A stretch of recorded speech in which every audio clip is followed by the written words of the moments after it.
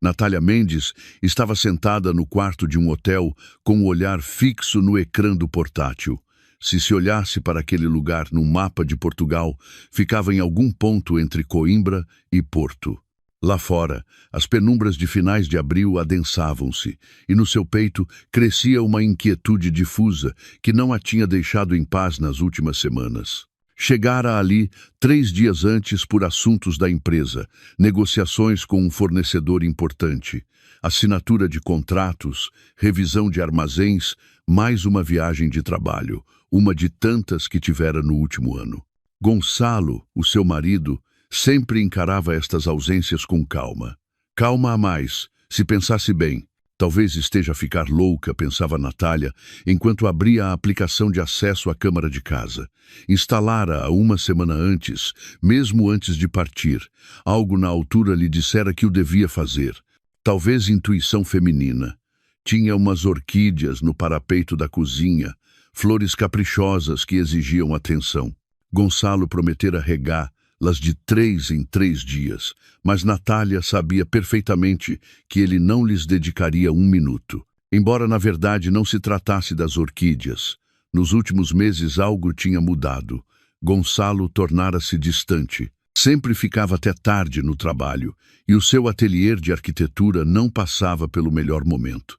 Agora levava o telemóvel consigo para todo lado, mesmo para a casa de banho. E 2 meses antes, Natália vira acidentalmente uma mensagem no seu ecrã. Espero-te, como sempre. O remetente estava guardado simplesmente como chá. Quando ela perguntou quem era, Gonçalo respondeu com desinteresse. A Sara, a nova contabilista. E sorriu como se isso explicasse tudo. Natália não fez um escândalo. Nunca gostara de confusões. Em vez disso, começou a observar. E quanto mais observava, mais crescia a sua certeza. Gonçalo tinha uma amante. Todos os indícios estavam ali. Por isso, uma câmara na cozinha pareceu-lhe um passo lógico. A cozinha era o coração do seu apartamento, o lugar onde sempre conversavam à noite.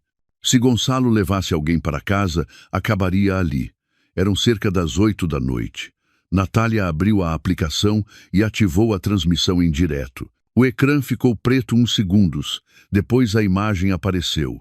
A cozinha, a mesma mesa redonda onde ela e Gonçalo tomavam um pequeno almoço há 5 anos. A luz quente da lâmpada e 3 pessoas sentadas à volta.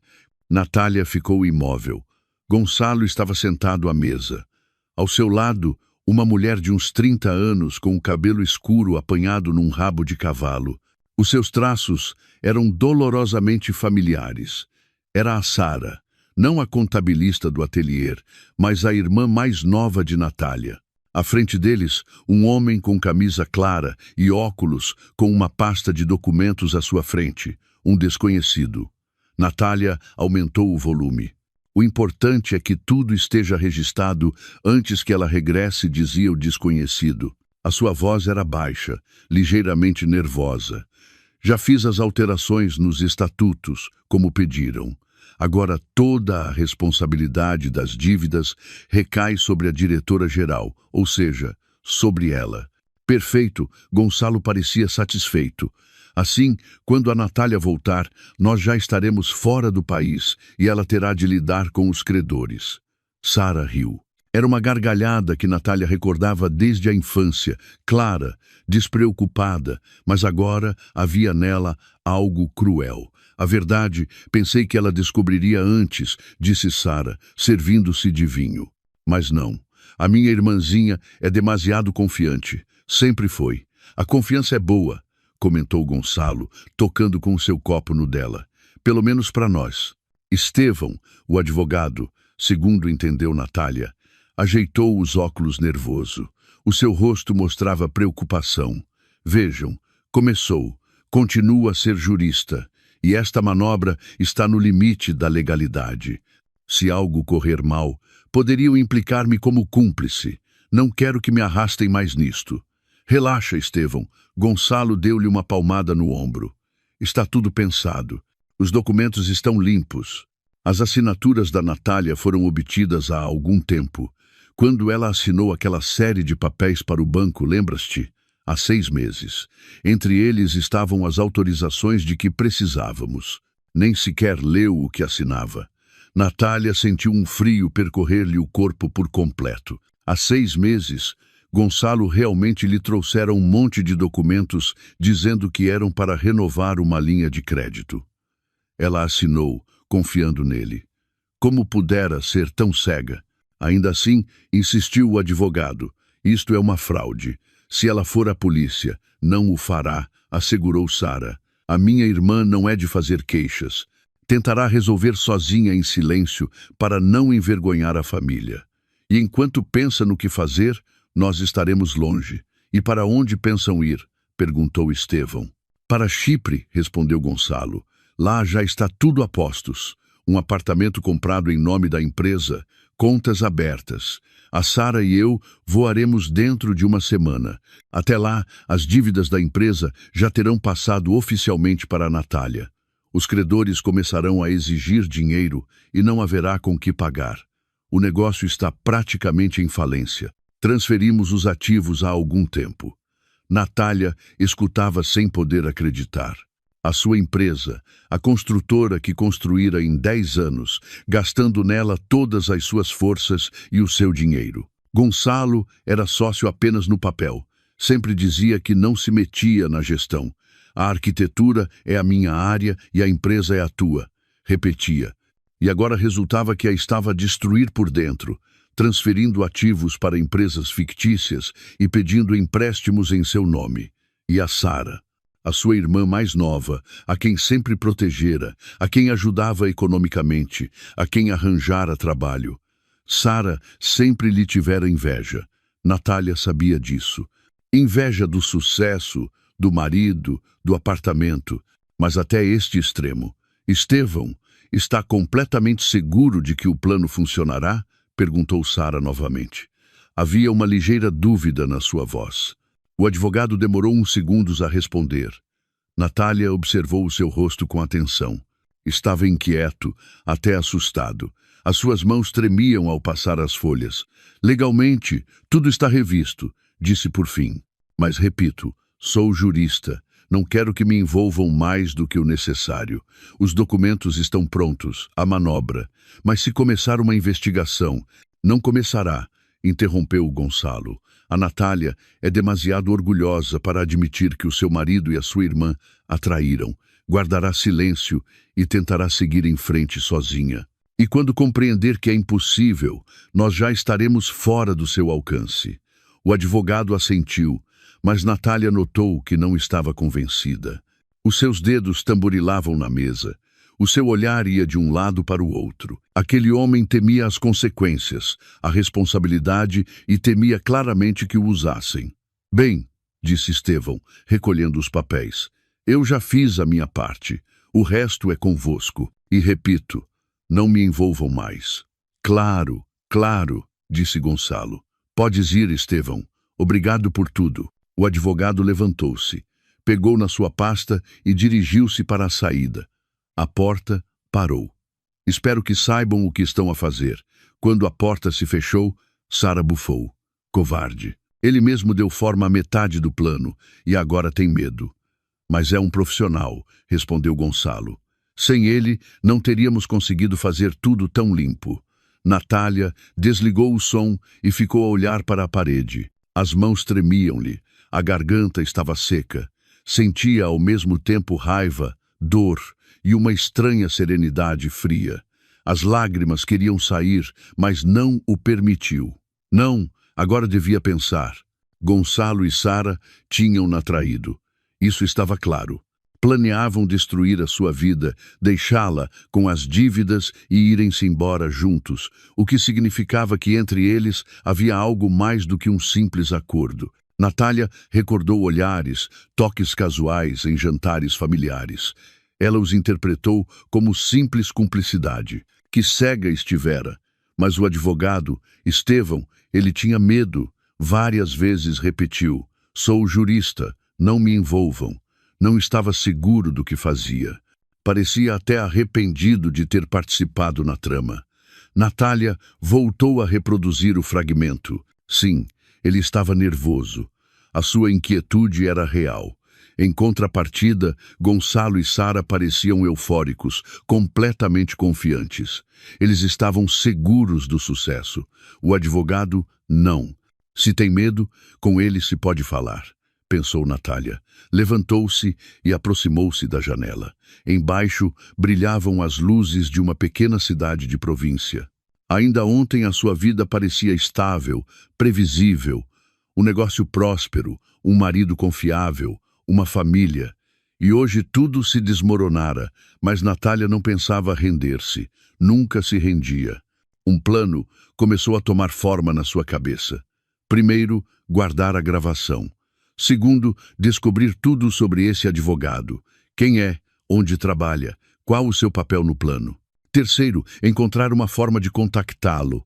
Se tinha medo, podia persuadi-lo ou assustá-lo ainda mais. Regressou ao portátil e guardou a gravação na nuvem numa conta protegida com palavra passe. Depois, abriu o motor de busca e começou a investigar. Estevão Advogado, Lisboa. Os resultados apareceram. Estevão Ribeiro, Granito, Associados, especializado em direito empresarial. Telefone, endereço do escritório. Fotografia no seu sítio eletrônico. O mesmo homem de óculos, mas a sorrir. Um sorriso profissional sem vida por trás. Natália anotou todos os dados num bloco de notas.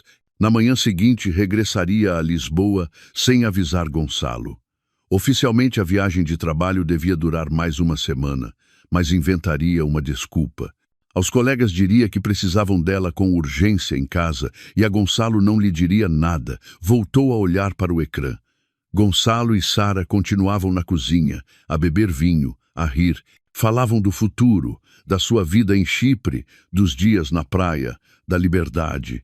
Natália escutava-os e sentia como crescia dentro dela uma determinação gelada. Vocês pensam que ganharam, disse-lhes em silêncio. Mas o jogo mal começou. Fechou o portátil e começou a preparar a mala. Tinha um voo cedo. Devia chegar a tempo. Devia mover-se com rapidez e cautela. Gonçalo e Sara não deviam suspeitar de nada até o último momento. E o advogado, com ele falaria em breve. Muito em breve. Metou-se na cama. Na sua cabeça repetiam-se as cenas da cozinha, as palavras de Gonçalo e Sara, o rosto inquieto de Estevão. Sou jurista, não me envolvam. Aquela frase soava a súplica ou a advertência. Estevão temia não só as consequências, mas que o culpassem a ele. Tinha instinto de sobrevivência. E Natália pensava usar isso. Fechou os olhos e respirou fundo. Amanhã começaria um novo capítulo na sua vida. Um capítulo em que não seria vítima, mas jogadora. E pensava ganhar. Natália regressou a Lisboa na manhã seguinte, muito cedo. O avião aterrou no aeroporto Humberto Delgado, às 6h30, e ela apanhou um táxi de imediato, mas não para sua casa, mas para o apartamento alugado de uma amiga no bairro de Alfama. A Helena tinha ido de férias para a Turquia e deixara as chaves a Natália, pedindo-lhe que regasse o ficus. Agora, aquele apartamento tinha se tornado o esconderijo perfeito. Natália subiu ao 5º andar, abriu a porta e entrou. Um pequeno estúdio com vista para uma avenida ruidosa. Cheirava a ar estagnado e a algo floral. Abriu a janela, deixou a mala no sofá e tirou o portátil. Não havia tempo a perder. Gonçalo e Sara planeavam voar dentro de uma semana. Isso significava que ela tinha exatamente 7 dias para virar o plano deles. A primeira coisa que fez foi rever a gravação da câmara, tomando notas detalhadas. Estevão Ribeiro, advogado do Granito, Associados. Especialização, direito empresarial, acompanhamento de operações, reestruturação de empresas. No sítio eletrônico do escritório MAU havia informação, estudos na Universidade de Lisboa, Faculdade de Direito, 10 anos de prática. Nenhum dado pessoal. Natália abriu as redes sociais. O perfil de Ribeiro numa delas estava meio fechado, mas algo se podia ver. Poucas fotos, um par de imagens em congressos jurídicos, outra numa feira do livro. A julgar por tudo, um homem discreto, modesto, poucos amigos, estado civil não indicado. Ligou para a Catarina Souza, uma velha conhecida que trabalhava como jurista numa grande empresa. Natália, olá. Catarina surpreendeu-se ao ouvi-la. Não devias estar em viagem. Voltei mais cedo, respondeu Natália brevemente. Ouve, preciso de informação. Já ouviste falar do escritório Granito, Associados, ou de um advogado chamado Estevão Ribeiro? Catarina ficou em silêncio um instante, pensando. Granito, Associados. Sim, parece-me familiar. Um escritório médio, dedicam-se a direito empresarial.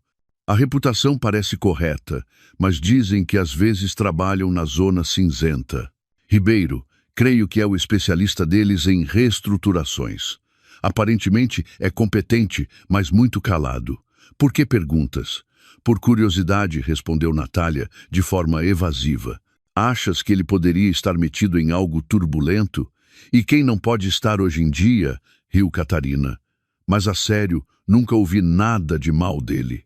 Embora no nosso setor todos saibam de todos, e dele quase não se sabe nada, ou é muito limpo ou muito prudente. Entendo. Obrigada, Catarina. Natália desligou e ficou pensativa, prudente. Isso condizia com o que vira na gravação. Ribeiro não tinha sido o iniciador do plano, isso era evidente. O mais provável era que Gonçalo e Sara o tivessem arrastado, prometendo-lhe bom dinheiro ou pressionando-o de alguma outra forma. Agora, ele temia as consequências. Os 2 dias seguintes, Natália passou-os a estudar todo o material disponível. Através de conhecidos, pediu cópias dos documentos da sua empresa que estavam arquivados nas finanças. Descobriu várias operações suspeitas, realizadas 6 meses antes. Empréstimos importantes, transferências para contas de empresas fantasma.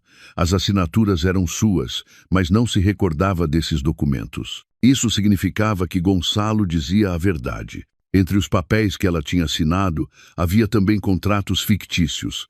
A raiva assaltava-a por ondas, mas Natália a continha. As emoções agora eram inimigas. Precisava de cabeça fria. Ao 3º dia decidiu agir. O plano estava maduro. Tinha que se reunir com o advogado pessoalmente, mas de forma que parecesse um encontro casual. Não podia deixar que ele suspeitasse que ela conhecia a conspiração. Primeiro, era preciso adormecer a sua vigilância e depois golpear. Através de Catarina, descobriu onde Ribeiro costumava almoçar. Resultou que quase todos os dias entrava numa pequena pastelaria perto do escritório Granito, Associados na Zona da Baixa. O café chamava-se A Doce Tentação e era especializado em saladas leves e café. Um lugar tranquilo, não demasiado concorrido. Na quinta-feira, exatamente à 1h, Natália entrou na Doce Tentação. O café revelou-se acolhedor, com mesas de madeira e cheiro a bolos acabados de fazer. Natália espreitou e viu-o quase de imediato. Estevão Ribeiro estava sentado junto à janela. À sua frente, uma chávena de cappuccino e um prato com uma salada César. Lia algo num tablet, fazendo anotações de vez em quando com um lápis digital. Natália pediu um café e sentou-se numa mesa em frente, algo afastada, de modo a poder vê-lo sem chamar a atenção. Tirou o telemóvel e fez de conta que verificava o correio eletrônico. Na realidade, observava-o. Ribeiro parecia cansado, comia devagar, sem apetite, distraía-se constantemente com o tablet. Natália percebeu que a sua mão tremeu várias vezes ao levar a chávena aos lábios. Estava nervoso. Bem, esperou mais uns 10 minutos, depois levantou-se e dirigiu-se para a saída. Ao passar junto à sua mesa, roçou deliberadamente na sua pasta. Esta caiu ao chão. Ai, desculpe. Natália inclinou-se, apanhou a pasta e estendeu-a. Estou tão desastrada hoje. Não faz mal, disse Ribeiro, pegando na pasta e olhando-a de soslaio. Um olhar indiferente, fugaz. Tenha certeza de que está tudo bem? Natália sorriu com um sorriso culpado. Sim, tudo bem, assentiu ele. Não se preocupe. Natália estava prestes a sair, mas de repente, como se lembrasse de algo, parou. Desculpe, parece-me que já o vi em algum lado. Não trabalha num escritório de advogados? Ribeiro tensionou-se. Os seus olhos semicerraram-se. Trabalho num. É que agora mesmo tenho uma situação complicada.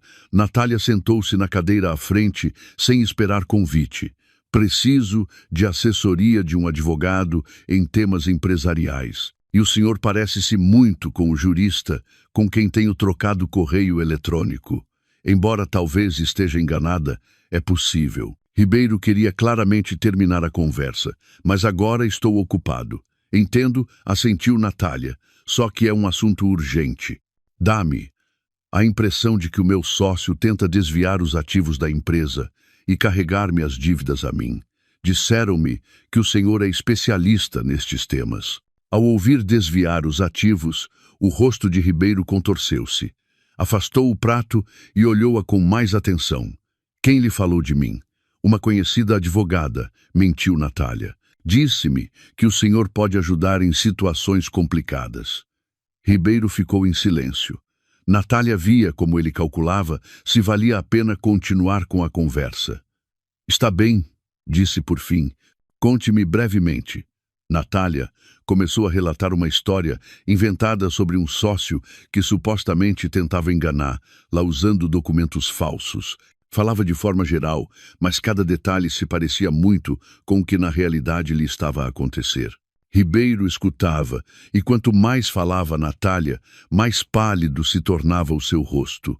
E agora não sei o que fazer, concluiu Natália. Assusta-me pensar que o advogado que ajudou a preparar os documentos também possa estar envolvido, embora talvez simplesmente não se tenha dado conta do que fazia. Não se deu conta? Ribeiro soltou um sorriso amargo. Os juristas sempre sabem o que fazem. Outra coisa é até que ponto estão dispostos a assumir a responsabilidade. E o senhor está disposto? Perguntou Natália, olhando-o diretamente nos olhos. Ele estremeceu. De que fala? Natália tirou o telemóvel e abriu a aplicação da câmara. Encontrou a gravação guardada e deixou o telefone sobre a mesa com o ecrã para cima. Na imagem congelada, via-se a cozinha, a mesa, 3 pessoas sentadas. Ribeiro olhou para o ecrã e empalideceu. Umas gotas de suor apareceram na sua testa. Creio que já nos conhecemos. Estevão, disse Natália em voz baixa. O senhor ajudou o meu marido, Gonçalo Mendes, e a minha irmã Sara Afonso a preparar os documentos para me carregar a mim as dívidas da empresa e agora preocupa-o que o convertam no bode expiatório. Ribeiro ficou paralisado durante uns segundos. Só olhou para o ecrã, depois levantou a vista para Natália. Nos seus olhos havia choque e medo. Quem é a senhora? Sussurrou. Sou Natália Mendes. Essa mesma mulher a quem vocês, os 3, decidiram enganar e destruir. Ribeiro endireitou-se de repente na cadeira, como se lhe tivessem atirado um balde de água fria. Meu Deus! Calma! Não vou chamar a polícia agora mesmo. Natália guardou o telemóvel. Primeiro quero falar consigo. Para quê? A sua voz tremia. Porque tem medo, respondeu Natália. Simplesmente vejo isso. Repetiu várias vezes que não quer que o envolvam. Isso significa que entende em que se meteu e apostaria que agora mesmo se arrepende de ter aceitado. Ribeiro ficou em silêncio. As suas mãos apertavam com força o bordo da pasta. O que quer de mim? Perguntou por fim. A verdade, Natália inclinou-se para a frente. Toda a verdade. Como o arrastaram? O que fez exatamente? Que documentos preparou? Para onde foi o dinheiro? E depois quero que me ajude a virar o plano deles e usá-lo contra eles. Está louca, negou com a cabeça Ribeiro. Não posso. Quebraria o sigilo profissional, perderia a licença. E se eu for ao Ministério Público com esta gravação, vão no prender por fraude, respondeu Natália com calma. O segredo profissional não cobre os delitos, por isso escolha ajudar-me e ficar em liberdade, ou recusar e cair com eles. Ribeiro levou a mão à testa. Natália viu que lhe tremia. Passaram vários minutos longos antes de ele falar. Vieram ver-me há 2 meses. A sua voz soava apagada. O Gonçalo Mendes disse que precisava de ajuda para reestruturar a empresa da sua mulher. Ofereceu-me um bom dinheiro. Aceitei pensando que era um trabalho normal, mas depois resultou que o que queria era desviar os ativos e deixar-lhe as dívidas a ela. Disse-lhe que era ilegal, mas ele insistiu. Disse que não tinha escolha, que eu já tinha assinado vários documentos e já era cúmplice. E aceitou? Natália tentou falar com calma. Assustei-me, admitiu Ribeiro. Precisava do dinheiro. Tinha dívidas, problemas. Pensei que ninguém descobriria, mas quando vi como planeavam tudo, entendi que me estavam a usar. Se algo corresse mal, o culpado seria eu. O jurista que tratou dos papéis. Tem razão, assentiu Natália. Isso é exatamente o que acontecerá se não me ajudar. Ribeiro levantou a vista para ela. E se eu a ajudar? Se me ajudar, farei tudo o possível para que a responsabilidade recaia sobre o Gonçalo e a Sara. O senhor será a testemunha que colaborou para desvendar o delito. Pode ser que até consiga uma pena menor ou suspensa, mas o principal é que não o converterão no principal culpado. Ele ficou em silêncio, pensativo. Natália via como na sua cabeça se travava uma dura batalha interna. O medo às consequências, o desejo de salvar-se, os restos de ética profissional, tudo misturado. Preciso de pensar, disse por fim. Tem um dia. Natália levantou-se. Amanhã, à mesma hora, neste mesmo lugar, dirá a sua decisão. Se recusar, irei à polícia com a gravação. Se aceitar, começaremos a agir. E Estevão, Natália inclinou-se para ele, baixando a voz. Não tente avisar o Gonçalo ou a Sara. Estou a vigiá-lo. Se lhes ligar, saberei e então irei diretamente à polícia ou ao Ministério Público. Está claro? Ribeiro assentiu sem levantar o olhar. Natália saiu do café e só na rua se permitiu soltar o ar. A tensão cobrava o seu preço, a cabeça girava-lhe. Caminhou várias quadras e depois parou diante de uma montra, fingindo olhar a mercadoria. Na realidade, verificava se Ribeiro a seguia, mas ele não se via por parte nenhuma. Apanhou um táxi e pediu que a levassem ao apartamento da Helena. Enquanto viajava, na sua cabeça armava-se o próximo passo do plano. Se Ribeiro aceitasse, ela teria acesso a todos os documentos, a todos os esquemas que tinham desenhado.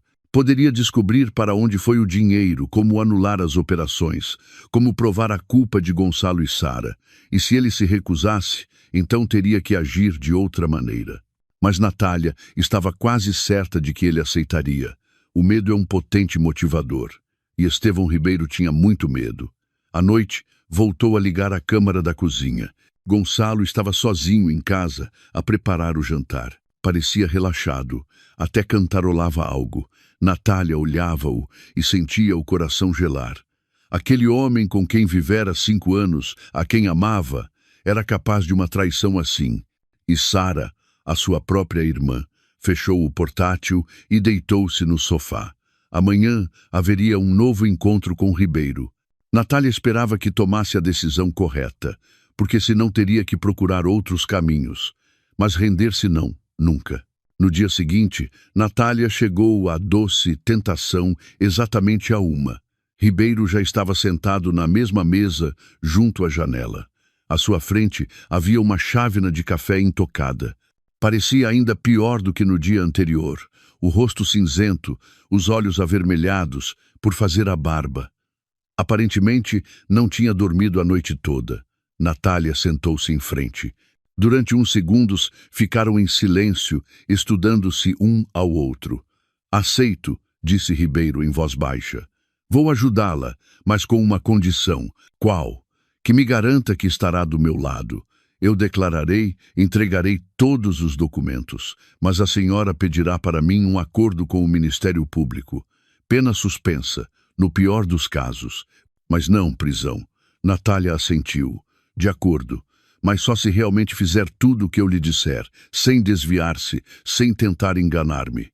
Entendo, Ribeiro negou com a cabeça. Deus, em que me meti.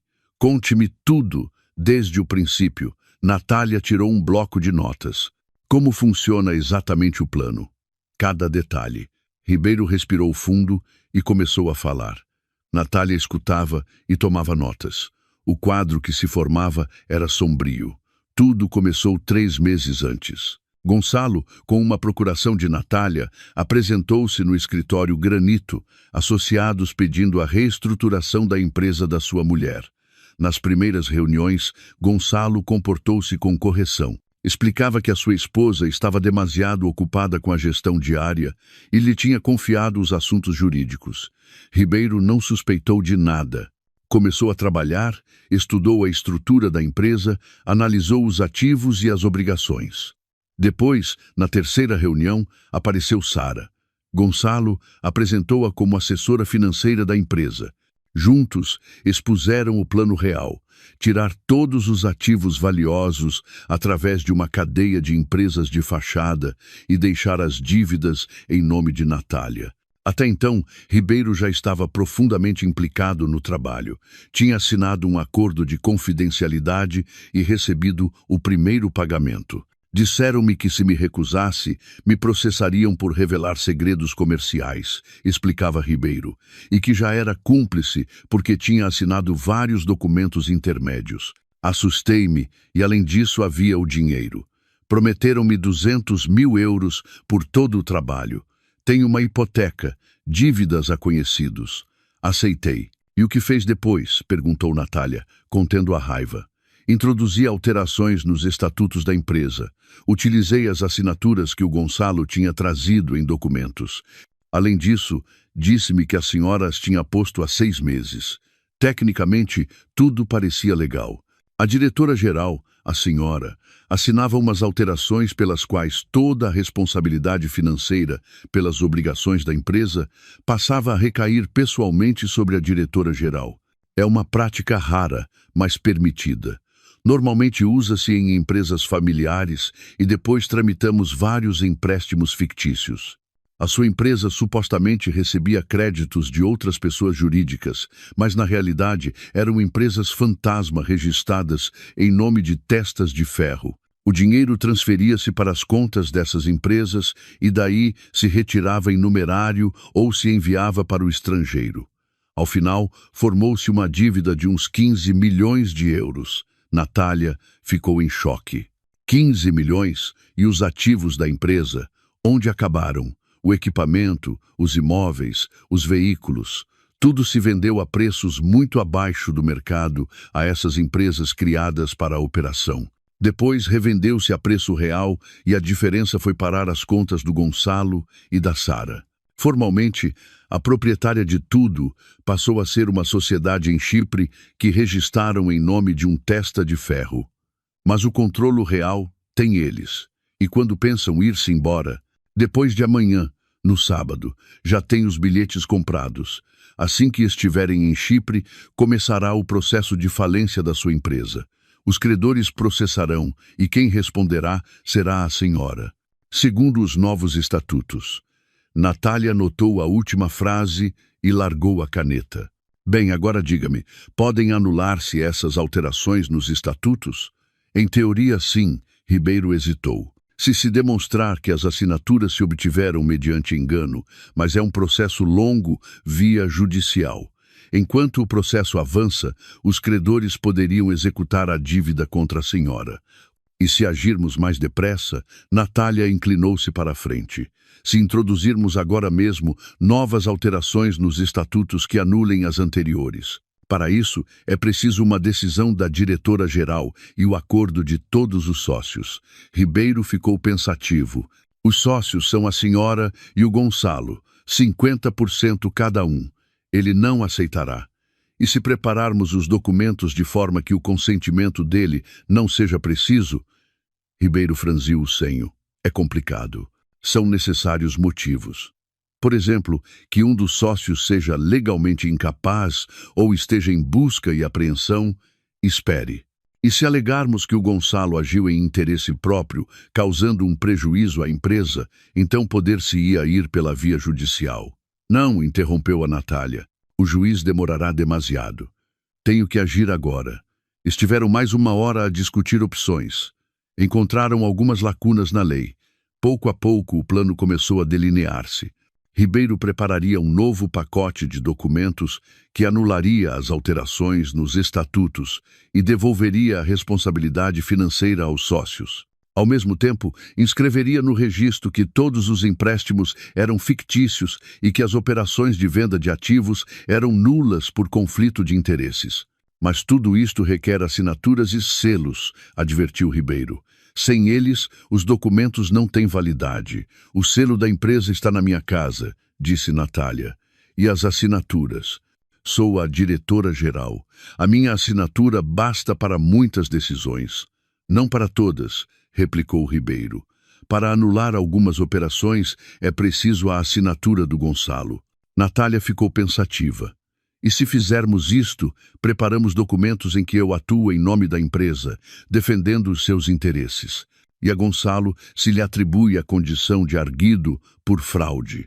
Nesse caso, a sua assinatura não faria falta. Mas para isso, há que iniciar um procedimento penal, negou com a cabeça Ribeiro. E isso outra vez implica as autoridades. Então trabalharemos assim, disse Natália com firmeza. Mas não ainda. Primeiro prepararemos tudo o necessário. Documentos, provas, esquemas do movimento do dinheiro. E depois, quando tivermos tudo pronto, golpearemos de uma vez. Eu apresentarei a queixa ao Ministério Público. O senhor entregará os documentos como testemunha e bloquearemos a saída deles do país. Ribeiro ficou em silêncio, refletindo. Pode funcionar, disse por fim. Mas é preciso tempo. 3 dias, no mínimo. Temos 2 até que se vão, lembrou-lhe Natália. Assim que trabalhamos sem parar. Acordaram em ver-se à tarde no escritório de Ribeiro. Natália saiu e o advogado ficou no café, apurando o seu café já frio. Ela tinha visto nos seus olhos medo, mas também certo alívio. Parecia que de verdade queria sair daquela história sem acabar na prisão. Natália voltou ao apartamento da Helena e começou a sua própria preparação. Primeiro, revisou todos os documentos da empresa que tinha em formato eletrônico. Encontrou cópias dos empréstimos, contratos de venda de ativos. Tudo parecia legal, mas agora Natália entendia que por trás de cada papel havia um engano. Depois, ligou para o banco, onde a empresa tinha as suas contas. Bom dia, sou Natália Mendes, diretora-geral da Aliança Construtora, LDA. Preciso de um extrato de todas as operações dos últimos 6 meses. Um momento, respondeu o funcionário do banco. Podemos enviar-lhe o extrato para o seu correio eletrônico no prazo de 24 horas. Seria possível tê-lo com urgência? É importante para uma auditoria. Remeteremos esta mesma tarde. Natália agradeceu e desligou. Pela tarde teria nas suas mãos o mapa completo do movimento do dinheiro. Isso seria uma parte essencial das provas. Às 6 da tarde chegou ao escritório de Ribeiro. O Granito Associados encontrava-se no 3º andar de um centro de negócios numa das ruas comerciais da Baixa. Natália subiu, apresentou-se ao segurança como cliente de Ribeiro. Conduziram-na a um pequeno escritório no fundo do corredor. Ribeiro estava sentado atrás de uma mesa coberta de papéis. Tinha aspecto exausto, mas concentrado. Já comecei a trabalhar, disse quando Natália entrou. Preparei rascunhos dos documentos. Olhe, estendeu-lhe várias folhas. Natália leu com atenção. Ribeiro tinha redigido uma ata de Assembleia Geral extraordinária de sócios, em que se anulavam as alterações nos estatutos. Depois, uma queixa detalhada dirigida ao Ministério Público por fraude com todos os factos e documentos enumerados. Depois, um pedido de arresto das contas de Gonçalo e Sara. É uma boa base, disse Natália, mas é preciso algo mais. Provas de que planeavam sair do país. Bilhetes, correspondência. A correspondência eu tenho. Ribeiro abriu o portátil. O Gonçalo enviava-me correio eletrônico com instruções. Guardei tudo por precaução. Perfeito. Natália surpreendeu-se agradavelmente. Então, desde o princípio, não confiava neles. Na realidade, não confio em ninguém, respondeu Ribeiro com amargura. Por isso guardo tudo. Trabalharam até a meia-noite. Ribeiro redigia os documentos, Natália corrigia, verificava os dados. Prepararam um pacote completo. Queixas, atas, pedidos, provas. Agora vem o mais importante, disse Natália. Tem que continuar a comportar-se como sempre.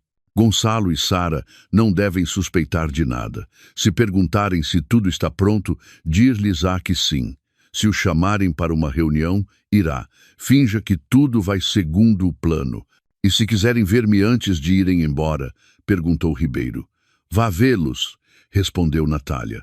Diga-lhes que tudo está tratado, que os documentos são válidos, que podem viajar tranquilos, que relaxem. Quanto mais seguros estiverem, mais fácil será apanhá-los. Ribeiro assentiu. E a senhora o que vai fazer? Voltar para casa? Natália levantou-se. Gonçalo acredita que continuo em viagem de trabalho. Amanhã, à tarde, aparecerei de surpresa. Direi que voltei mais cedo. Comportar-me-ei como sempre, cansada, mas de bom humor. Nem uma palavra de que sei tudo. Que continuem a acreditar que o seu plano funciona. Estendeu-lhe a mão. Obrigada. Está a tomar a decisão correta. Ribeiro apertou-lhe a mão. A sua palma estava úmida, os dedos tremiam-lhe. Espero que cumpra a sua promessa. Cumprirei, assegurou Natália. Se o senhor cumprir a sua parte. Saiu do escritório e apanhou um táxi. Enquanto ia a caminho de casa, na sua cabeça repetia-se uma e outra vez o dia de amanhã. Teria que se comportar com naturalidade, sem se delatar. Gonçalo conhecia-a muito bem. Se algo nela mudasse, ele notaria. No apartamento da Helena, Natália acendeu a luz, desvestiu-se e meteu-se na cama, mas não conseguia dormir. Os pensamentos giravam sem parar. No dia seguinte, veria Gonçalo. Sorrir-lhe-ia, falaria com ele, fingiria que nada tinha acontecido. E por dentro ferveriam a raiva e a dor. E Sara, a sua irmã, a quem queria, que tinha protegido desde meninas. Sara sempre fora a pequena, a fraca, a que precisava de ajuda. Natália ajudou-a com os estudos, com o trabalho, emprestou-lhe dinheiro que nunca devolveu. E agora tudo acabava assim. No dia seguinte, Natália acordou tarde, perto do meio-dia. Ligou para Ribeiro. Como vai tudo? O Gonçalo ligou-me esta manhã, respondeu o advogado. Perguntava se os documentos estavam prontos. Disse-lhe que sim. Disse-me para ir hoje às 7 da tarde à casa deles.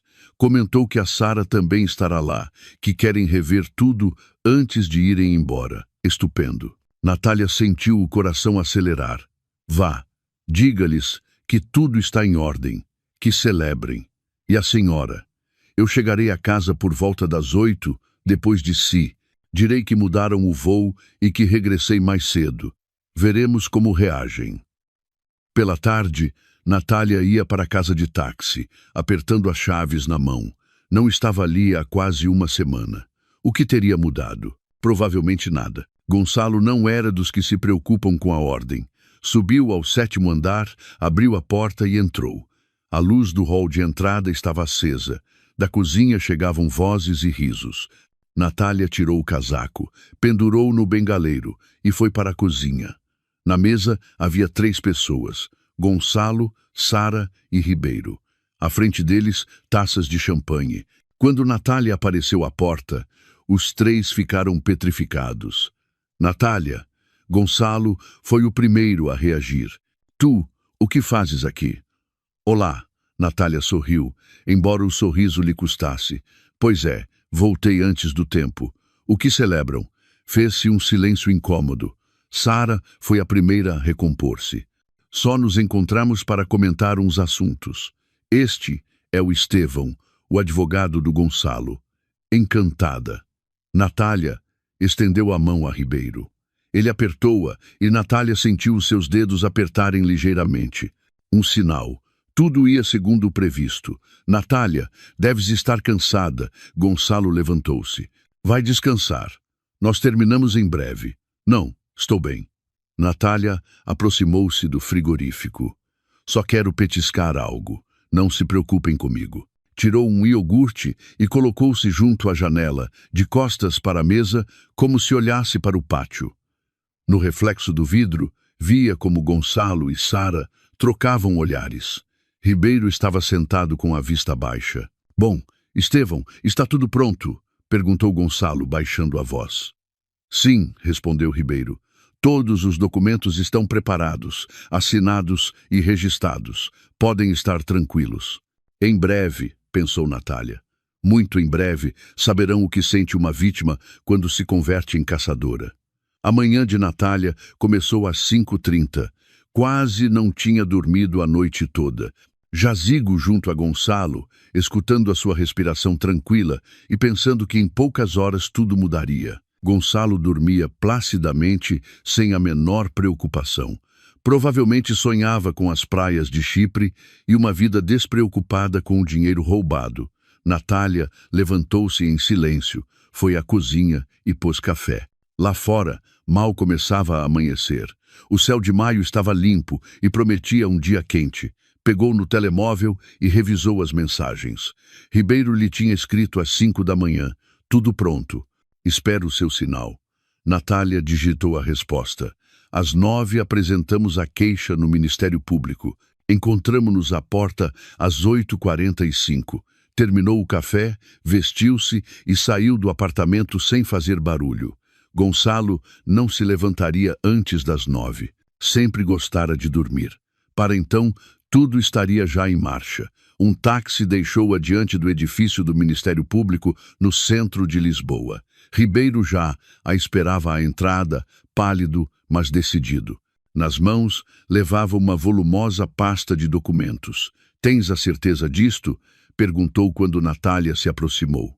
Se entrarmos agora, não haverá volta a dar. Estou mais segura do que nunca, respondeu Natália com firmeza. Vamos. Subiram ao 3º andar e entraram na sala de recepção do Departamento de Instrução. O procurador de turno, um homem de meia idade, escutou-os e franziu o senho. É em grande escala, diz. Olhou para Natália. Conte desde o princípio. Natália começou a relatar. Falava tranquila, sem mostrar emoções, expondo os factos, como seu marido e a sua irmã tinham planeado desviar os ativos da sua empresa e deixar-lhe as dívidas, como falsificaram documentos usando as suas assinaturas, como pensavam fugir para o estrangeiro. O procurador escutava e tomava notas. Depois voltou-se para Ribeiro. E o senhor quem é nesta história? Sou o advogado que tratou dos documentos, disse Ribeiro, deixando a pasta sobre a mesa. Arrastaram-me para tudo isto enganando-me, assegurando que era legal. Quando compreendi que estava a participar numa fraude, decidi ajudar a parte prejudicada. Aqui estão todos os documentos, contratos, correio eletrônico, esquemas do movimento do dinheiro e as gravações das conversas onde se discute o plano. O procurador abriu a pasta e começou a rever o conteúdo. Quanto mais lia, mais sério se tornava o seu rosto. É realmente grave, disse por fim. Se tudo isto se confirmar, estamos perante um crime de fraude agravada em grande escala. Pode lhes valer até 10 anos de prisão. Pensam voar hoje pela tarde, lembrou Natália. O voo é às 2. Entendido. O procurador levantou o telefone. Tenho que coordenar a detenção com a PJ. Esperem aqui. Saiu do gabinete. Natália e Ribeiro ficaram sentados em silêncio. Os minutos passavam desesperadamente devagar. Natália olhou para o relógio. 10h20. Seguramente, Gonçalo já se tinha levantado e teria descoberto que ela não estava em casa. Talvez a ligasse. Perguntaria onde estava. O procurador regressou 15 minutos depois. A detenção está autorizada, disse. Vamos enviar agora mesmo um grupo operacional para a morada. A senhora e o senhor virão conosco para identificar os implicados e indicar onde se encontram as provas. De acordo? Natália pôs-se de pé. Meia hora depois, 2 veículos da Polícia Judiciária chegaram ao edifício onde viviam Natália e Gonçalo. Natália subia no elevador junto ao procurador e 3 agentes. O coração batia-lhe com força, antecipando a hora da verdade. Abriu a porta com as suas chaves. No hall de entrada havia uma mala de Gonçalo já feita. Do quarto chegavam vozes. Polícia, ninguém se mexa. Os agentes entraram rápido no apartamento. Natália entrou atrás deles. Gonçalo estava no meio do quarto, vestido com calças de ganga e uma camisola, o telemóvel na mão. Ao seu lado, sentada na cama, estava Sara. Já tinha vindo. Ao ver Natália com os agentes uniformizados, levantou-se de um salto. Natália, o que se passa? Passa que finalmente chega a justiça, respondeu Natália com calma. O procurador leu em voz alta a ordem de detenção. Gonçalo escutava, empalidecendo com cada frase. Quando terminou, Gonçalo virou-se para Natália. Tu? Foste tu? Sim, eu. Natália olhou nos olhos. Pensavas que não ia descobrir? Que ia ficar sentada a ver como destróis a minha vida. Mas como? A câmara da cozinha, Natália esboçou um sorriso gelado. Aquela que coloquei entre as plantas antes de ir de viagem. Lembras-te? Pedi-te que regasses as flores. Só eu sabia que as flores te interessavam menos do que nada. Gonçalo ficou quieto, compreendendo. Sara levou as mãos à cabeça. Meu Deus, ela ouviu tudo, tudo, confirmado, Natália. E viu, e gravei. A vossa encantadora conversa com o advogado sobre como me arruinar, cada palavra. Natália, escuta-me. Gonçalo deu um passo em direção a ela, mas um dos agentes interpôs-se. Não é o que pensas. Podemos explicar tudo. Explicarão perante o procurador, disse Natália, dando-lhe as costas. De repente, Sara desatou a chorar. Natália, mas se és minha irmã, de verdade vais entregar-me? Eu não queria. Foi ideia do Gonçalo. Ele arrastou-me. Cala-te, gritou Gonçalo. Não digas nada sem advogado. A propósito, onde está o advogado deles? Perguntou Natália. Estevão Ribeiro, o que preparou todos os papéis. Neste momento está a depor no Ministério Público, contando como o obrigaram a participar na fraude. Gonçalo não esperava esse rumo. Ribeiro delatou-nos. Salvou-se a si mesmo, corrigiu Natália. Decidiu colaborar com a justiça. Não é tonto. Canalha, bufou Gonçalo entre dentes. Esse cobarde vendeu-nos. Senhores, acompanhem-nos, disse o procurador, fazendo um gesto aos agentes. Levaram Gonçalo e Sara. Natália ficou no apartamento para mostrar ao procurador onde se encontravam os documentos da empresa. Abriu o cofre do escritório, tirou as pastas com os contratos, o selo da sociedade, uma pen USB com cópias eletrônicas dos documentos. Aqui está tudo que pode ser útil, disse. E também a gravação da Câmara, onde se lhes ouve discutir o plano. Perfeito. O procurador recolheu tudo como prova material. Terá que vir mais tarde para prestar declaração formal. Virei, prometeu Natália. Quando todos se foram, ficou sozinha no apartamento vazio.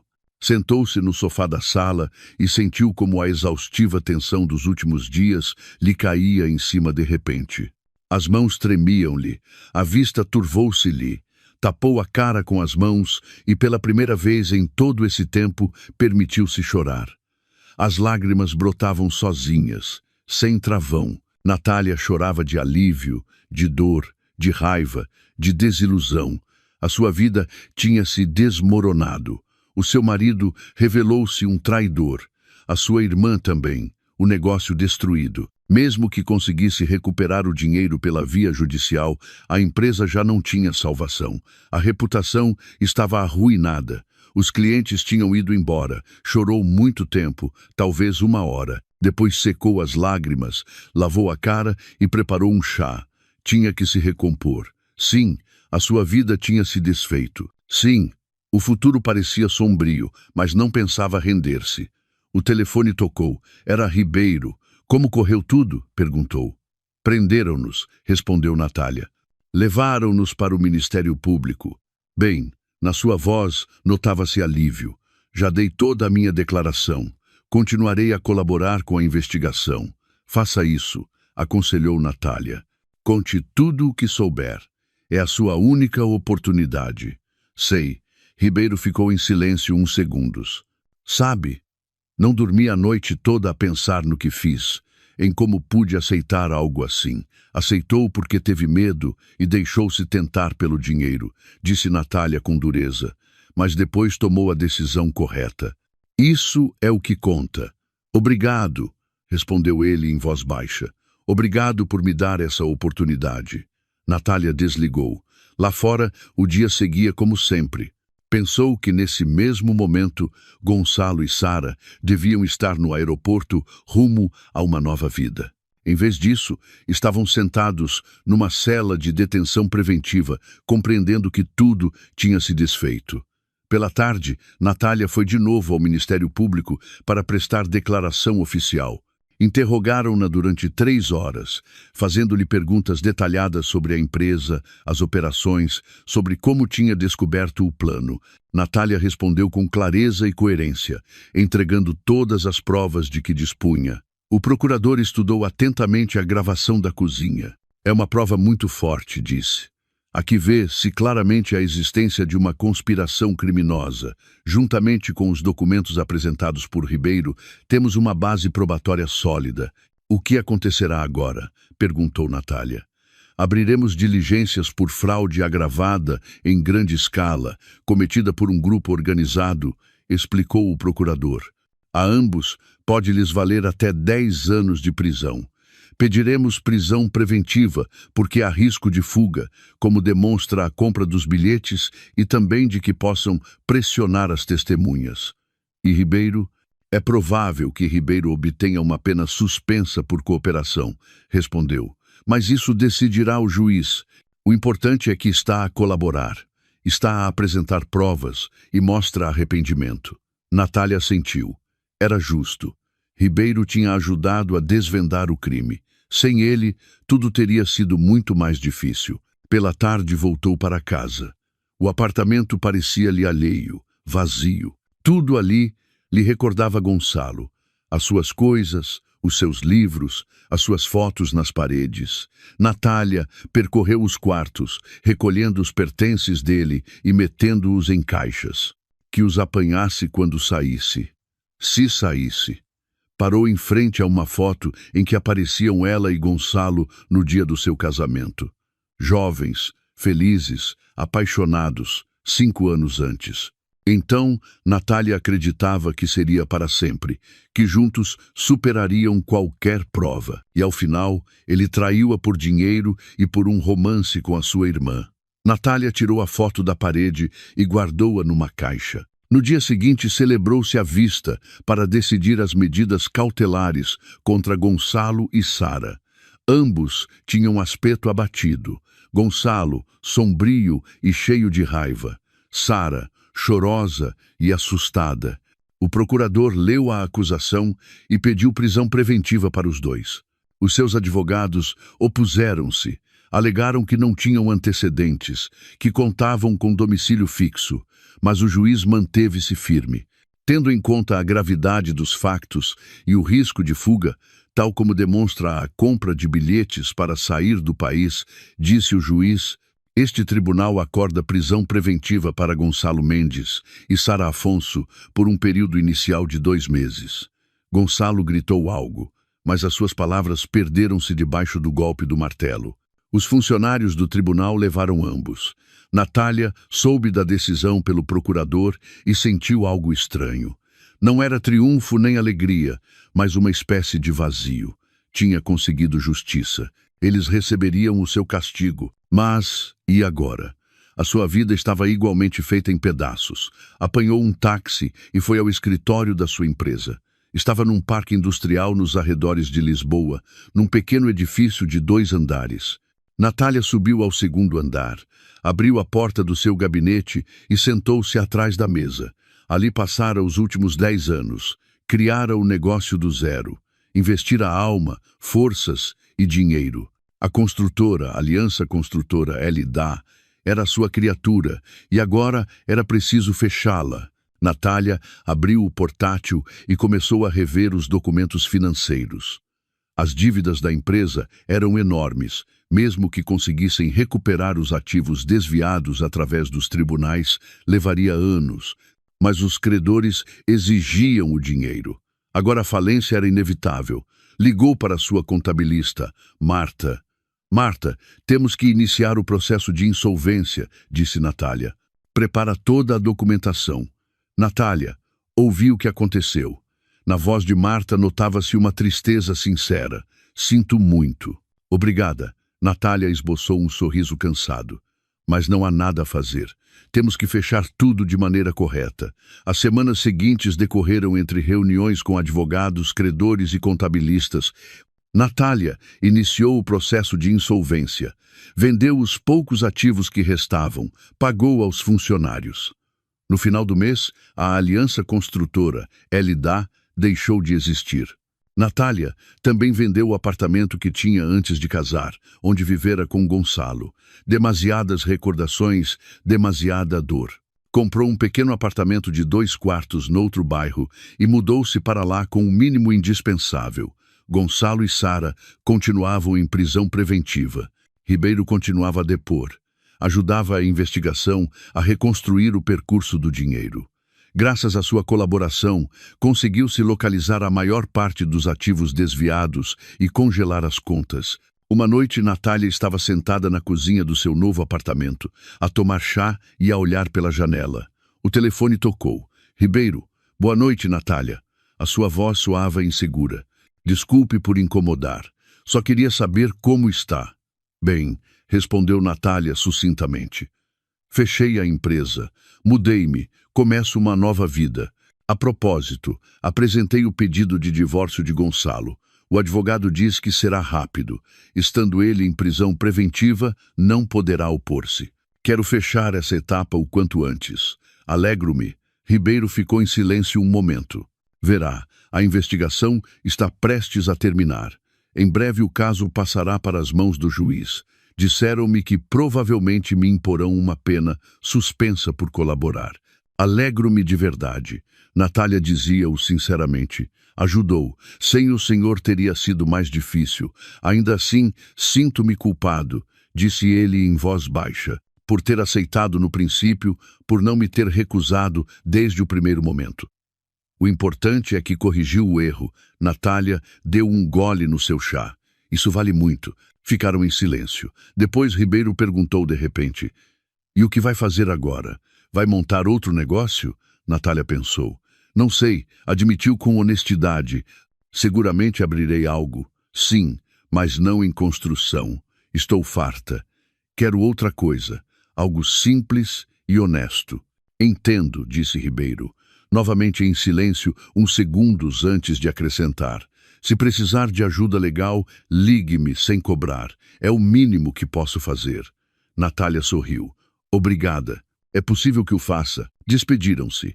Natália deixou o telemóvel sobre a mesa e olhou para o relógio. Era tarde. Lá fora, as luzes da cidade brilhavam. Em algum lugar, num centro de detenção, estavam Gonçalo e Sara, assimilando que lhes esperava uma longa condenação, e ela estava ali, livre, viva, preparada para começar de novo. E pela primeira vez em muito tempo, Natália sentiu algo parecido com a esperança. O julgamento teve lugar 6 meses depois. Natália foi à sessão de leitura da sentença. A juíza lia a decisão com voz monótona. Gonçalo Mendes e Sara Afonso eram declarados culpados de um crime de fraude agravada em grande escala, cometido por um grupo organizado. A Gonçalo impunham-lhe 8 anos de prisão numa prisão de regime comum, a Sara 7. Além disso, ambos deviam indemnizar o dano causado e era-lhes proibido ocupar cargos diretivos durante 5 anos após a sua libertação. Estevão Ribeiro recebia uma pena de 3 anos suspensa por colaboração na fraude, mas além disso, a Comissão Disciplinar da Ordem dos Advogados tinha decidido suspendê-lo do exercício da advocacia. A sua cooperação com a investigação e o seu arrependimento ativo foram considerados pelo tribunal como circunstâncias atenuantes, mas o grêmio profissional foi mais severo. A falta de ética tinha sido demasiado grave. Natália escutava e não sentia nem triunfo nem satisfação, apenas cansaço e o desejo de que tudo aquilo terminasse de uma vez. Via Ribeiro sentado, pálido, com a cabeça baixa. Quando a juíza anunciou a resolução sobre a sua inabilitação como advogado, ele estremeceu, mas não levantou a vista. Natália entendia que para ele era um golpe duríssimo perder a profissão a que dedicara 10 anos da sua vida. Quando a juíza pronunciou a última linha da sentença e se retirou para a sala de deliberações, Natália levantou-se e saiu do tribunal sem olhar para trás. Lá fora fazia um frio dia de novembro. O vento sacudia os ramos despidos das árvores. Natália aconchegou-se no casaco e caminhou devagar para o metro. O telefone tocou 1 hora mais tarde, quando já estava em casa. Era Ribeiro. Boa noite, Natália. A sua voz soava cansada. Desculpe por incomodar, lá logo após a audiência. Só queria saber como está. Bem, respondeu Natália sucintamente. E o senhor? Suponho que não é fácil. 3 anos sem poder exercer como advogado, Ribeiro soltou uma risada amarga. Sabia que podia acontecer, mas ainda assim tinha uma pequena esperança. Enfim, é justo. Quebrei a ética profissional aceitando aquele plano. O que vai fazer agora? Procurar trabalho, suspirou ele. A licenciatura em Direito ninguém me tira. Vou trabalhar como jurista em alguma empresa, não como advogado, mas algo é algo. Natália quis dizer algo, mas não encontrou palavras. Sentia que Ribeiro merecia o castigo, mas ao mesmo tempo tinha pena dele. Ele a tinha ajudado, tinha arriscado a sua carreira, tinha deposto contra Gonçalo e Sara e agora pagava por um erro cometido por medo e fraqueza. Se precisar de algo, ligue, disse Natália. Posso ajudar com recomendações se for preciso. Obrigado, respondeu ele com sinceridade. Isso significa muito para mim. Despediram-se. Natália deixou o telemóvel de lado e ficou muito tempo sentada no sofá a olhar pela janela. Nos 6 meses transcorridos desde a detenção de Gonçalo e Sara, a sua vida tinha mudado por completo. Fechou a construtora, vendeu o apartamento onde vivera com o marido, mudou-se para um modesto apartamento de 2 quartos nos arredores. O dinheiro obtido pela venda e parte dos ativos recuperados por via judicial permitiam-lhe viver sem apuros, mas a ideia de montar um novo negócio do zero dava-lhe medo. Nos últimos meses, Natália tinha pensado muito no futuro. A construção já não a atraía, estava demasiado ligada à dor. Recordou que na universidade sonhava em ser designer de interiores, mas escolheu uma especialidade mais prática. Talvez agora fosse o momento de voltar àquele sonho. Abriu o portátil e começou a analisar o mercado de serviços de design em Lisboa. A procura era alta, a concorrência também, mas existia espaço para um pequeno ateliê com tratamento personalizado. Fez um plano de negócios, calculou as despesas, encontrou um local para arrendar. No final do mês, a decisão estava tomada. Abriria um ateliê de design de interiores. 2 meses depois, o ateliê Espaço de Sonho abria as suas portas aos primeiros clientes. Natália contratou uma jovem designer chamada Paulina e um gestor de projetos, Samuel. O escritório era pequeno, 2 gabinetes num centro de negócios perto do centro, mas acolhedor e decorado com bom gosto. Os primeiros trabalhos chegaram através de conhecidos e mais tarde pela internet. O negócio avançava devagar, mas de forma constante. O trabalho dava a Natália um prazer que nunca sentira na construção. Cada projeto era um ato criativo, uma oportunidade de criar algo belo e único. Reunia-se com os clientes, escutava os seus sonhos sobre o lar, desenhava esboços, escolhia materiais e via a felicidade nos olhos das pessoas quando recebiam o interior com que tinham sonhado. Ribeiro ligava de vez em quando para contar-lhe como lhe ia. 1 mês depois do julgamento, conseguiu um emprego como jurista numa pequena empresa construtora. O salário era modesto, as tarefas rotineiras, rever contratos, assessorar em questões de solo, acompanhar operações, mas ele estava agradecido até por isso. Sabe, às vezes penso que está bem assim, disse a Natália durante uma das suas conversas telefônicas, começar de baixo de novo, sentir como trabalham as pessoas normais, não só os advogados de sucesso com fatos caros. É uma boa escola, concordou Natália. Depois disso, uma pessoa valoriza mais o que tem. A primavera chegou quase sem que se dessem conta. Em março, Natália recebeu um trabalho importante: desenhar o interior de um restaurante. O projeto era complexo, com muitos pormenores de distribuição e de instalações. Natália ligou para Ribeiro para pedir-lhe assessoria sobre as cláusulas do contrato com os empreiteiros. Claro, ajudarei, aceitou ele de imediato. Posso ir ao seu escritório e rever os documentos? Chegou a tarde, quando Paulina e Samuel já tinham ido embora. Natália fez chá e estendeu os contratos sobre a mesa. Ribeiro examinava-os com atenção, linha por linha, fazia anotações, assinalava os pontos problemáticos. Aqui é preciso acrescentar uma cláusula de penalização por atrasos no prazo de entrega, disse, assinalando o texto. E aqui convém deixar claro que a responsabilidade pela qualidade dos materiais recai sobre o empreiteiro. Natália escutava e apontava. Ribeiro trabalhava concentrado, com profissionalismo. De repente, ela percebeu que nesses meses ele tinha mudado. Parecia mais tranquilo, mais seguro. Tinha desaparecido aquela nervosidade permanente que se via nele nas primeiras reuniões. Muito obrigada, disse Natália quando terminaram. Ajudou-me muito. Quanto lhe devo? Nada, negou com a cabeça. Já lhe disse, é o mínimo que posso fazer depois de tudo, Estevão. Já se passaram 6 meses, disse Natália com suavidade. Já expiou a sua culpa. Deixe de se castigar. Ele olhou-a e nos seus olhos havia algo quente, agradecido. Pode ser, mas gosto de ajudá-la. Não por obrigação, mas porque quero. Ficaram sentados em silêncio, bebendo um chá já quase frio. Lá fora, caíam as penumbras da primavera e a cidade acendia as suas luzes. E o trabalho? Que tal? Perguntou Natália. Bem, Ribeiro encolheu os ombros. O chefe é razoável. A equipa é simpática. Não é tão interessante como a advocacia, mas continua a ser direito.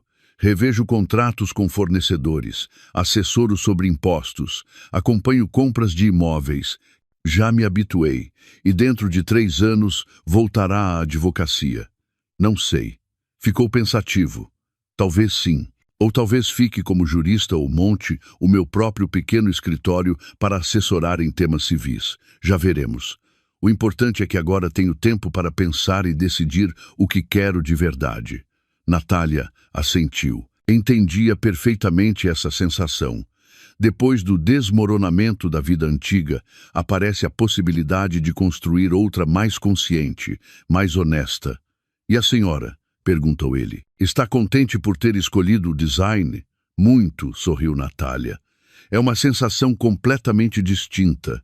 Crio algo bonito. Faço os outros mais felizes e cada dia vou trabalhar com gosto, não com esse peso no peito que sentia antes. Alegro-me por si, disse Ribeiro com sinceridade. Merece ser feliz. Falaram mais um pouco até que ele se dispôs a ir embora. A porta parou. Natália, posso passar de vez em quando. Não só por trabalho, só para conversar, tomar um chá. Falta-me companhia. Na construtora, as pessoas são boas, mas não são as minhas pessoas. Entende? Consigo é fácil. Natália olhou-o e entendeu que a ela também lhe faltava a sua companhia. Naqueles meses, Ribeiro tinha se convertido em alguém em quem podia confiar. Tinham passado juntos por uma prova difícil, e isso tinha criado entre eles um vínculo difícil de explicar com palavras. Claro, venha quando quiser, respondeu. Dará gosto vê-lo. Desde aquela tarde, Ribeiro começou a passar pelo atelier uma vez por semana, às vezes mais. Tomavam chá e falavam do trabalho, da vida, dos seus planos. Às vezes ele ajudava com questões legais. Outra, simplesmente, sentava-se perto, enquanto Natália trabalhava nos esboços. Pouco a pouco, a sua relação ultrapassou os limites do escritório. Começaram a ver-se aos fins de semana. Passeavam pelos parques, iam ao cinema, a cafés. Ribeiro revelou-se um conversador interessante, muito lido, com um sentido de humor fino. Natália descobriu-se a esperar os seus encontros com impaciência. Um dia, no início do verão, estavam sentados na margem do Tejo, a olhar a água e a comer gelado. Fazia um dia quente e soalheiro. À volta, as pessoas passeavam, as crianças riam. Sabe, disse Ribeiro, penso muitas vezes no estranho que foi tudo. Se não fosse por aquela história da fraude, nunca nos teríamos conhecido. Eu continuaria a ser esse advogado que persegue o dinheiro sem pensar nas consequências. Às vezes a vida dá-nos um murro para que acordemos, disse Natália pensativa. Dói, dá medo, mas é necessário. Senão, continuaríamos adormecidos, sem nos darmos conta de que vamos na direção errada. Estou de acordo. Ribeiro virou-se para ela. Natália, queria dizer-lhe algo. Gosto muito de passar tempo consigo. Tornou-se uma pessoa importante na minha vida. Talvez a mais importante. Natália olhou-o e compreendeu que sentia o mesmo. Nesses meses, Ribeiro tinha deixado de ser um simples conhecido ou um amigo. Era alguém em quem confiava, com quem se sentia tranquila e em paz. Ao seu lado podia ser ela mesma, sem máscaras nem muralhas defensivas. Também gosto de estar consigo, disse em voz baixa. Ribeiro tomou-lhe a mão. Ficaram assim, de mãos dadas, a olhar o rio, e aquilo parecia o início de algo novo, luminoso e correto. Passaram uns meses mais. O ateliê de design ia crescendo. Chegavam novos clientes e projetos interessantes. Natália contratou outro designer e ampliou o escritório. Ribeiro continuava a trabalhar como jurista na construtora, mas já começava a pensar em abrir o seu próprio escritório dentro de um par de anos. Foram viver juntos no outono. Natália mudou-se para a casa de Estevão e arrendou o seu apartamento. O apartamento dele era acolhedor e Natália transformou-o de imediato, convertendo aquela habitação de solteiro num verdadeiro lar. Uma noite estavam sentados na cozinha a tomar vinho e a conversar. De repente, Natália lembrou-se da câmara, aquela que tinha colocado na cozinha do seu antigo apartamento e que tinha mudado tudo. Estevão, lembras-te da câmara com que começou tudo? Claro, assentiu. Como esquecer? Guardei-a. Natália levantou-se, foi ao quarto e voltou com uma caixinha. Aqui está. Estive muito tempo sem saber o que fazer com ela. Tinha pena de a deitar fora. Afinal, salvou-me a vida, mas olhar, lá também era estranho. Ribeiro pegou na câmara, observou-a um momento. Sabes o que penso, disse, que esta câmara nos ensinou algo importante. A confiança de verdade não precisa de vigilância. Quando há honestidade entre as pessoas, as câmaras sobram. Estou de acordo. Natália voltou a pegar na câmara e deixou-a dentro da caixa. Por isso, nunca mais voltarei a instalar algo assim. Há coisas que é melhor ver, não através de uma lente, mas com os teus próprios olhos e senti-las com o coração, não através da suspeita. Fechou a caixa e guardou-a na prateleira mais alta do armário. Que ficasse ali como recordação do passado, do que ambos tinham atravessado, da dor, da traição, do medo, mas também de que mesmo da história mais sombria pode nascer algo bom. Estevão abraçou-a e ficaram de pé junto à janela a olhar a cidade. Em algum lugar, atrás das grades, Gonçalo e Sara cumpriam a sua condenação. Natália não sentia ódio, apenas uma leve tristeza. Eles tinham escolhido o caminho do engano e da traição, e agora pagavam por isso. Ela, em contrapartida, tinha escolhido a honestidade e tinha recebido como recompensa uma nova vida, um novo projeto e uma pessoa ao seu lado em quem podia confiar. Sabes em que penso? Disse Natália, em voz baixa. Em que às vezes é preciso perder tudo para encontrar o que realmente importa. Perdi o meu marido, a minha irmã, a minha empresa, mas encontrei-me a mim mesma e a ti, e eu a ti. Estevão deu-lhe um beijo na bochecha. Obrigado por me dar a oportunidade de mudar, por acreditar em mim quando eu já não acreditava em mim mesmo. Ficaram abraçados enquanto a cidade se submergia pouco a pouco na noite outonal. E na prateleira do armário, dentro de uma caixa, descansava a pequena câmara, testemunha de um passado que tinha ficado definitivamente para trás. Pela frente estava uma vida nova construída sobre a confiança, a honestidade e os sentimentos autênticos. E isso era a melhor recompensa por tudo o que tinham vivido.